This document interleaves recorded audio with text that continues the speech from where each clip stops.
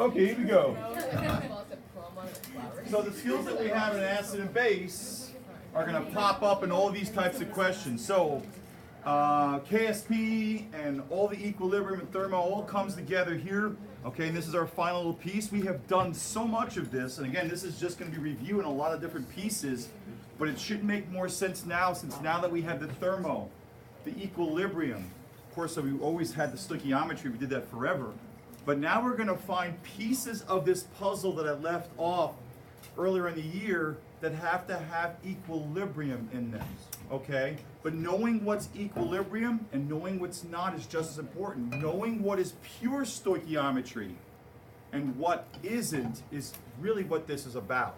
So some of this might be a refresher, and at some point I'll tell you what is new. But these are skills that people have a tough time in general putting together. If you were to pull out the number one most difficult part 2 or questions on the AP, people would say acid-base chemistry or acid-base equilibrium, then KSP. But I don't think it'll be you guys. I'm always after you guys what? Distance yourself from the crowd, okay? Oh, thank you. That would be not good. So cool. All right, now that's plugged in, maybe? Yeah, I don't know. All right, cool. All right, now, so let's get started. We have 2 titrations that we did earlier in the year. And so, not going to redo them, but I'm going to redo them digitally. Okay, in front of you, I sat and I did this 2 titrations. They are similar, but different. And I made them happen. We'll see as we do this. So I'm going to go through what I need to talk to you is the 5 points of a titration curve. And the point I'm trying to make, which is 5 of them, actually 10 because there's 2 graphs, sorry, is that once we understand how to solve for and or predict or what, verify each point, and I say that because I can say draw a curve based on the things, we've kind of done that. So either predicting a point or verifying a point, whether you're starting with a curve or making a curve with data, is really the same mathematics. And if understanding what the 5 basic points are, sorry for the pun, all right, you will be able to pick out what that math is for AP questions. So we're going to go through the titration curves. We're going to do a bunch of titration curves. Into next week, I'm going to start giving you questions that don't have titration curves. Yes, you have to have these skills. They love to give you titration curves and pull from them. But oftentimes, they'll just give you word problems. And if you can identify what part of this curve we're solving for, it's going to be just as easy as eventually KSP will, hopefully for us, if you're following along. We did a lot of this. Okay, first and foremost, this is a titration with HCl and sodium hydroxide. We should identify this to be a strong acid and strong base. How do I know? The Ka. Oh my gosh, an equilibrium is tremendous for HCl. What does that mean? That means if you take HCl undissociated, break it apart into its conjugate base, okay, products over reactants, coefficients become exponents, and solve for those molarities, brackets, you're going to get an extremely high number that approaches infinity, and that's why it's a strong acid. We say strong acids completely dissociate, okay? So therefore, this is not equilibrium. This is a completion reaction. When I'm dealing with a strong acid, I know it completely goes forward. Same thing with a what? Base. It completely dissociates to make OH minus and Na, because as you learn, anything with a group 1 ion is completely what? Soluble. Strong bases are just salts with hydroxides. So both of these collectively are going to completely dissociate. And we're going to make, of course, the H plus from the acid, all right, is going to react with the OH minus from the base, and the overall net ion reaction that you're going to get is that a proton plus a what? OH minus is going to make a water molecule. Now, something else we should be able to identify. Number 1, only in a strong acid, strong base, which is highly unusual, will you get that net ion reaction. One of the skills you have to write for many reactions, especially especially for KSP or any equilibrium, is write the net ion. We need a salt breaking apart into ions. You did that, okay? So they're going to ask for the net ion. This is the only time, and people, for whatever reason, love to write this for every neutralization. Let me help you. Most acids and most bases that we study are weak. To do titrations, if you remember, we drive them forward with the other acid or base that's what? Strong. So because only a handful of chemicals are strong acids and strong bases, we're not ever going to test those chemicals. We're usually testing chemicals that are in what? Greater quantity. Organic acids. How many of those? Unbelievable number of organic chemicals that are acids. Weak acids. There's so many of them. Organic bases. So the point I'm trying to make is there's so many more weak acids and bases that we want to test with titrations to see what their concentrations are, that we never deal normally with a strong acid, strong base scenario. But I teach you this first to understand what the other one means. You don't know what black is until you have white. Any case, that's the net ion. Why? Because Na plus, we know, doesn't do anything. The chlorine ions don't do anything. They're spectators for reasons we've covered in this course. That's important. Now, some other background you should realize. This is the basis of neutralization. This is also, you can consider this to also be a completion reaction. Why? Well, when you went over your basics, when I first taught you, I said, hey, water does what? Water self-ionizes. Whether we write one water or we write what? Two water molecules doing what? Okay, one is accepting the proton, acting as a Bronston-Lowry base and becoming the hydronium ion. One's donating the proton to be a Bronston-Lowry acid, and of course what's left over is this. Remember we talked about the hydronium ion and the H plus being equivalent in terms of affecting the pH.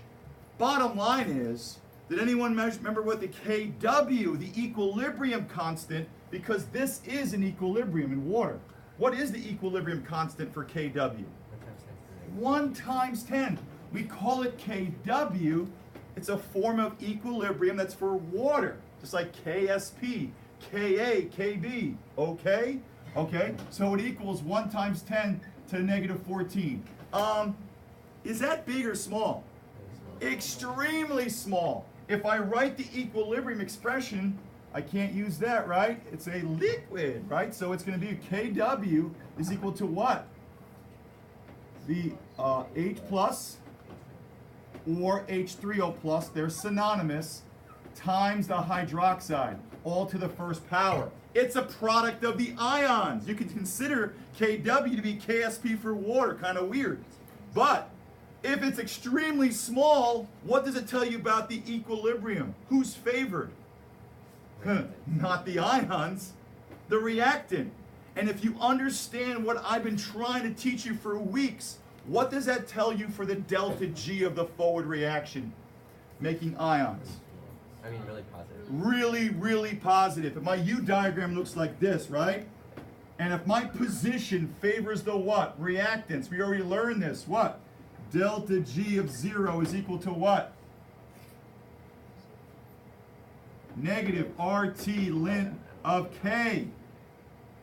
So if we're favoring the what? Reactants. My K is what? Small. The natural log of a number that is small is negative. Negative times negative is a positive delta G. The forward barely goes forward. By having a small equilibrium constant favoring the reactants, that means the reverse process is extremely spontaneous. We treat this reaction in reverse like a what? Like a completion reaction. So we consider this to be a completion reaction. Yeah, does it go back a little bit? Sure. But for the most part, the KAW as written this way, okay, pretty much, if you've got a lot of this stuff, is going that way. OH minuses plus H plus pluses make water. It is extremely spontaneous. And that's what neutralization is. And when you got something extremely spontaneous, my friends, it's only stoichiometry. This entire graph is complete stoichiometry. There is no equilibrium here. And I'm going to show you where it pops up, where we're going to review this. So, without that, let's continue. With that, let's continue. All right, so let's start with the net ion. Only with strong acid, strong base, you have to write that. Okay, net ion reaction. Okay, so we have 5 points to every titration curve. There's really only 5 calculations in every single acid-base type of problem. Here's point 1. Initial pH. All right, we'll just write it. Initial pH. Okay. Point 2. Well, let's do point 4 is equivalence point. We're going to jump because I need to find that first to go backwards. Okay. So initial pH. This, of course, is final pH. This point graphically in the middle of the asymptote is what? Equal. Now, equivalence point. Now, with a strong acid, strong base, I'm going to cheat because I know it's going to equal what? 7. Has to. But that's the only time strong acid, strong base. This is an oddball. Don't fall in love with equivalence point is 7. It's not true. Only at this position. Now, this is the equivalence point.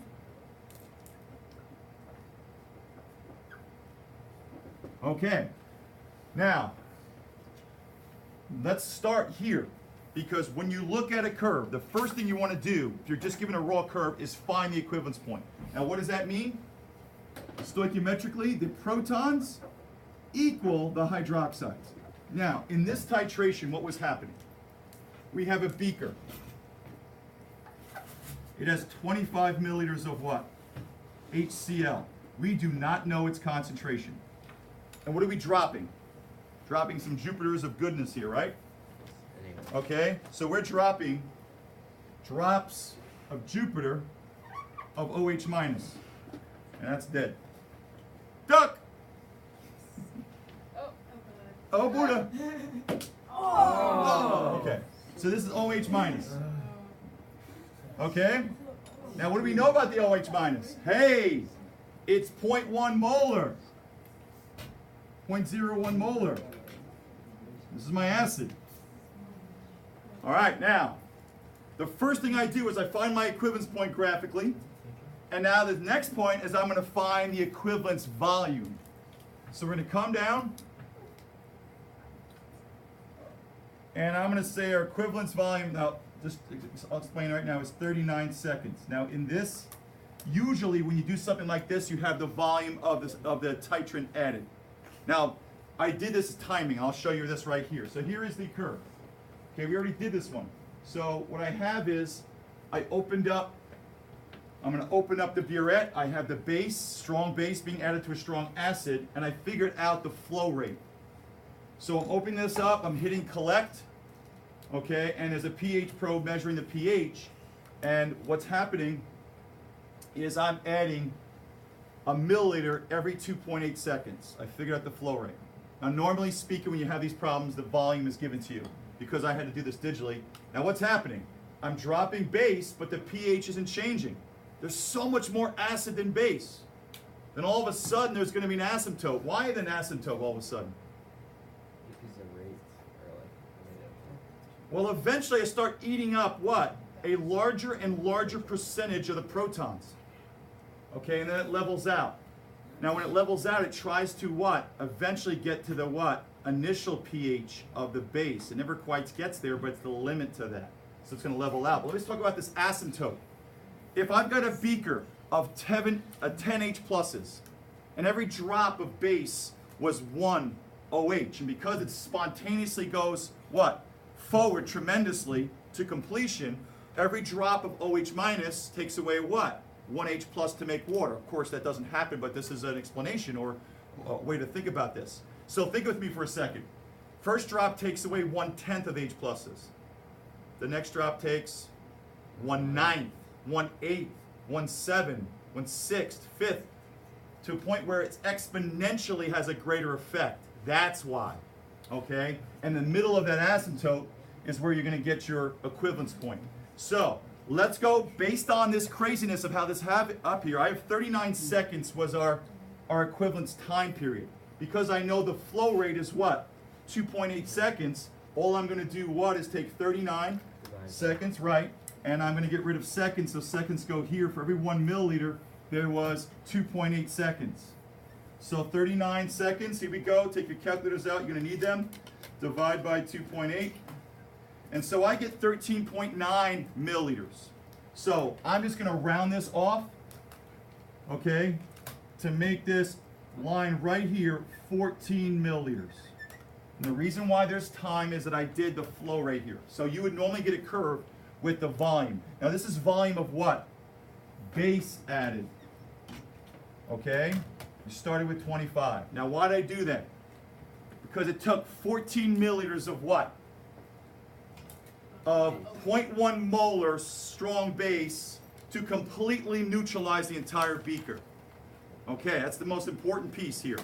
Now, just to continue with my points, I want to know what the half equivalence point is. If it takes 14 milliliters, and by the way, the base that I'm dropping is the same concentration, what would be the half equivalence point?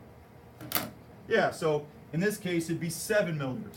So since we're about at 40, this would be 20, and it'd be something like this, okay? So who cares? Something halfway. Now, of course, if this was volume as it normally would be, you're just going to cut that in half. And of course, what's this point? This is going to call half equivalence.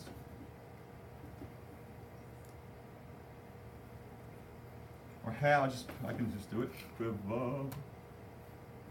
Okay. What does it represent? It represents the point where I have driven off half of the, what, H pluses in the beaker. Now, party people, we don't use half equivalence too much with strong acid, strong base. It's not really important to us because we don't have a buffer region.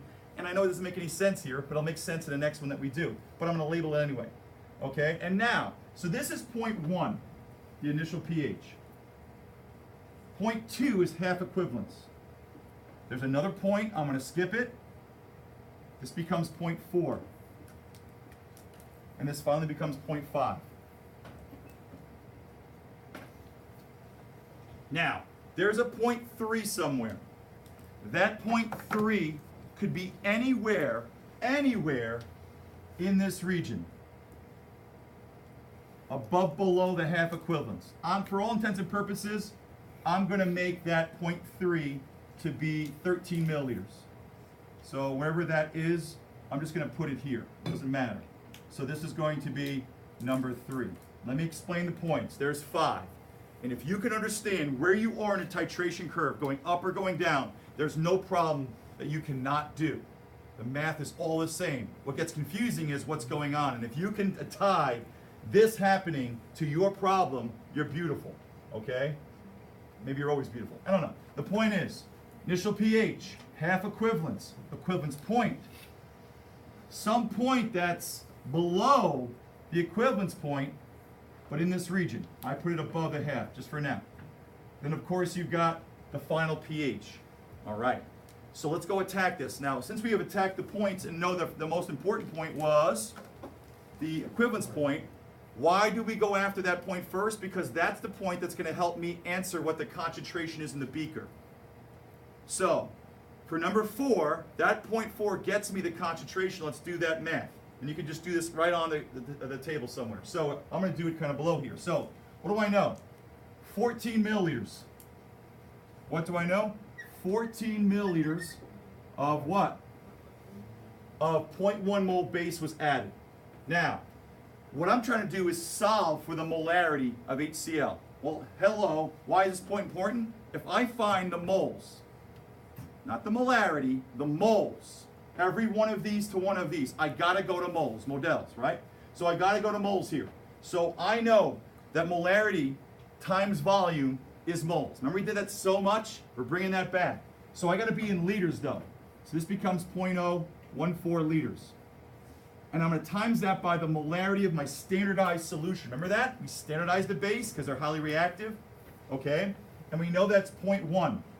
That was given to us. And that's molar. Molarity times liters. Hey, what's molarity? Moles over liters. Okay? You're going to get moles out of this. And so when I times these together, I can do this one, 0.0014 moles of what?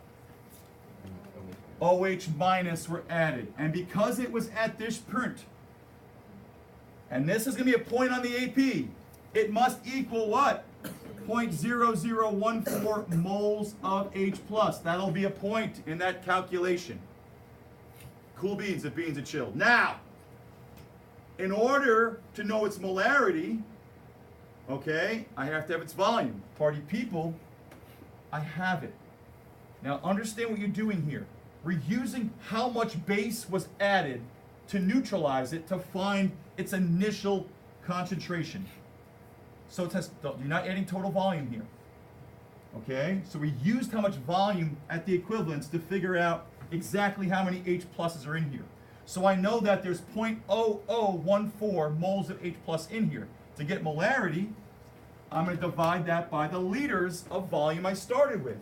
Because it's 25 milliliters, it's what? 0.025 liters. And so, we do 0.0014, and we divide by 0.025 liters, and what you get for the initial concentration of the solution is to be 0.056 molar. What did I need to solve for that? 0.4. Okay, now, it is tied to 0.1. So we're going to start by verifying. So the first question is, what's the molarity of my acid? Just found it. Okay, and what do we use? Pure stoichiometry. No acid base here because both of these acids and bases both dissociate.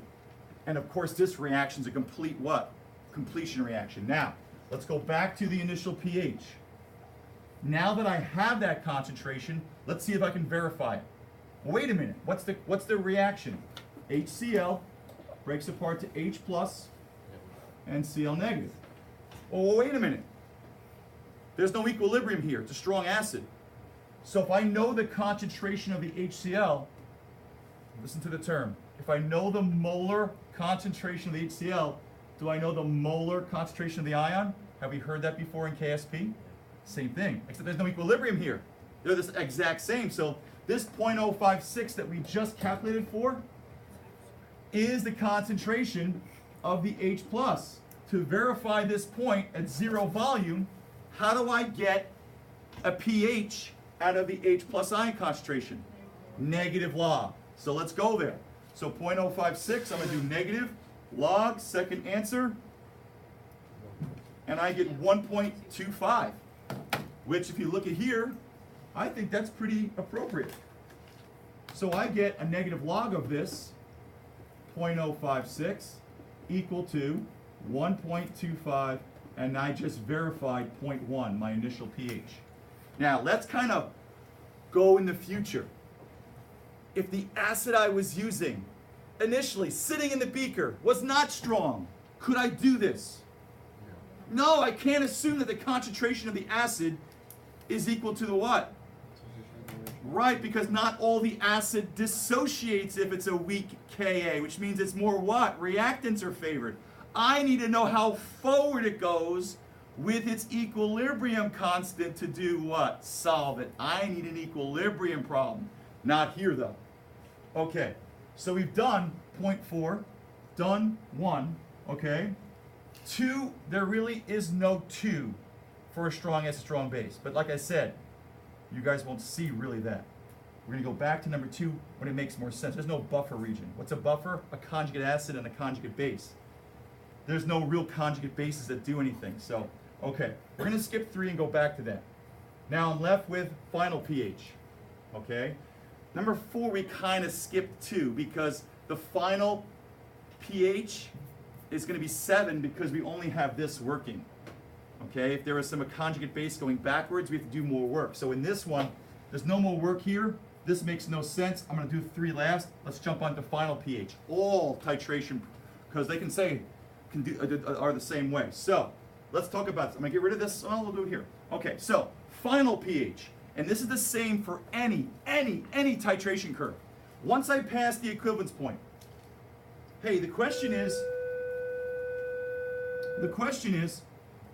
how much extra did I add? I'll give you the break. Give me 5 more minutes, so I'll give you the break, okay? How much extra did I add to get to the end? Now I know you can just add this here, but because I had the seconds, okay. So I got 100 minus, so we got 61 seconds. Someone divide that by 2.8. How much milliliters is that? 21 point, let's make it 22. So let's make this 22 milliliters of extra what? Hydroxide was added. Now let me help you here. Once we get to this point, don't we have just regular water? Who cares what happened here? From this point forward, you're adding a strong base to a certain amount of pure water. So if I said to you, I have the molarity of a base in water, think about this. Think about this. I always tell students, it's not what you do first, it's what you do last. I'm looking for the pH of this, and I'm adding a what? Hydroxide. I'm adding a hydroxide. Don't I need the hydroxide concentration?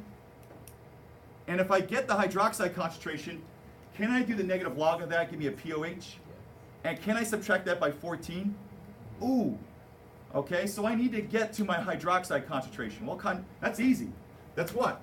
Negative log. Moles. Hold on, before I get to negative log of that, it's moles of OH over what? Liters. Liter. Now, I'm at this position. First, let's get moles of hydroxides that were added. It has to be extra from this position. I don't care about this. 2.2. Okay, so what do I have? I have a 0.1 molar solution of my base. That's my molarity. Now, how much base did I add to the pure water at this position? 22 milliliters, correct? Now, what do we know? For the millionth time, molarity times volume gives you moles. So take this molarity of the base, times it by the volume in liters. Okay, this becomes 0.022 liters. Let's go find what? The moles of hydroxide added to pure water. Okay, so let's do that. So yeah, thanks. I can handle that too, I think. So 0.0022, and this is moles. This represents the moles of hydroxide that I just what? Added to pure water from this position. I'm going to put this up here. 0.0022 moles. Now we're cool, we don't put the E. Now here's a part that people get confused. Okay, so I should put it, what? Can I just put it under the, what? Oh, I'm confused. What volume do I use? Well, I'm right here, party people. I added this amount of moles to pure water, but wait a minute. What volume of a solution do I have? I started with 25 milliliters, and then I added what? I added, well, 14 plus 22, right? So what's the total volume down here? And I know it says 100, that's the seconds. If you take 100 seconds divided by the 2.8, you'll get the same thing. So the total volume of base that we added is what? 36. Now, that can't be your total volume because you dropped base. All this stuff is happening here. So 25 milliliters is already in the beaker. You've got to add that to the 36. If this was a regular curve, this would be 36 down here. So I take my 36 milliliters of base that I dropped. I add it to my 25. What do we get? 61. Total volume. Mr. Grodsky, in number 4, we were solving, we didn't use that because we're solving for what? The molarity in their initial beaker, correct? So, the liters here is going to be 0.061. Let's go find that molarity. So 0.0022 divide by 0.061. And I'm not going to write it, but I get 0.036, right? Cool. I don't need that because I want to take the concentration of this and get a POH. I'm going to do negative log of that. So negative log, second answer. Close my parentheses. And I get 1.44. That's not my pH. It's my POH. And what do we know from our skills? Subtract that from what? 14, right. And if you have no idea what I'm talking about, you need to go back to your skills. And you get 12.6, right? So I get, after I do a negative log of this, and then I subtract 14 minus my POH that I just did, I get a 12.6 pH. And it looks like that mine is a little bit less than that, but that's what we get to verify. All right? That's the same no matter what. Now, party people, I could add an acid to base. How do I find the final pH? How much extra acid was added to pure water? Done the same way. Does this refresh your mind? Because you've done this already.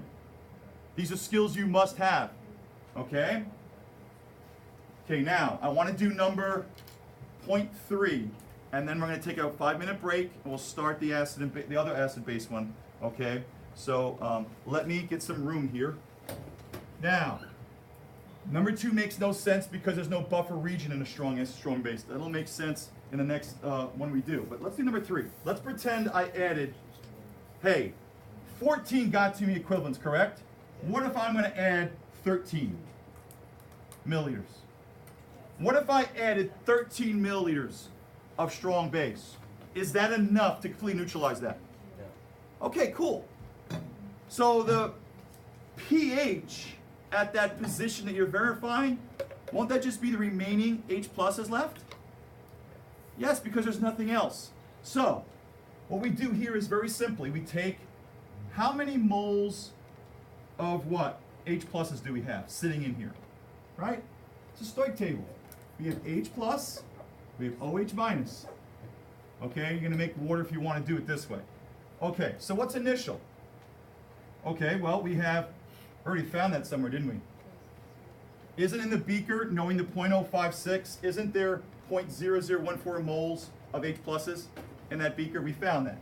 So that's going to be our initial. This is a Stoich table. Moles go in a Stoich table. What goes in an equilibrium table? Molarity or partial pressures. I know I haven't given you that example, but I will. Okay, so initially, okay, how much do I have? 0.0014. Now, at 13 milliliters, we need to find the moles of what? Of hydroxide. It's going to be less, so let's do that. How do you find moles? Molarity times volume. We know the molarity. Point what? 10. And I'm telling you, I'm making this up. I'm telling you that it says 13 milliliters. Who cares? Where exactly on this time curve it is. So what do we do here is what? Times it by the milliliters. Has to be in liters, correct? Okay, let's go find that. I can do that math. So it's 0.0013 moles of what? 0.0013 moles of hydroxide. What's going to be the change? It's a 1-to-1. Who's the limiting reagent? Okay? The OH minus. Why the OH minus? Because it's the one bringing it forward, right? Or it's the one that's smaller. If you have a 1-to-1 limiting reagent problem, isn't the smaller mole going to be the limiting? Yes. Okay. So this is going to be minus 0.0013. And I know, Mr. Grotsky, I can see this. Do I need to make an ice table? No. Okay. But I'm just drawing this out because you may not see this when we do this for equilibrium for other ones. This is minus 0.0013. Of course, this, the ending, okay, is going to be what? 0. Hey, no hydroxides, all burned off. And this will be what? 0.0001. And that's your moles what? Of H plus sitting in a beaker that started out with 25 milliliters, but you added how many? 13. Okay, so all we got to do to solve for this is take my 0.0001 moles of H plus left over. No equilibrium. Why? The hydroxide drove it forward, and what did we make? We made water, right? Does water go back enough? No. So we don't care about that value. So we're going to basically do what now? What's the total volume here? 25 plus 13. 38, right? So 0.038, that has to be in liters. Okay, now we're verifying the pH on this curve. So what we do here is go 0.001 divide by 0.00, I'm sorry, Christmas in July. Yeah, 0.001 divide by 0.038. And what I get, party people, is I get my concentration of H plus to be 2.63 or 2.6 times 10 to the what? Negative 3. And that's equal to the what? My H plus ion concentration at that point. Hey, I want a pH. What do I do with that? Negative log of that.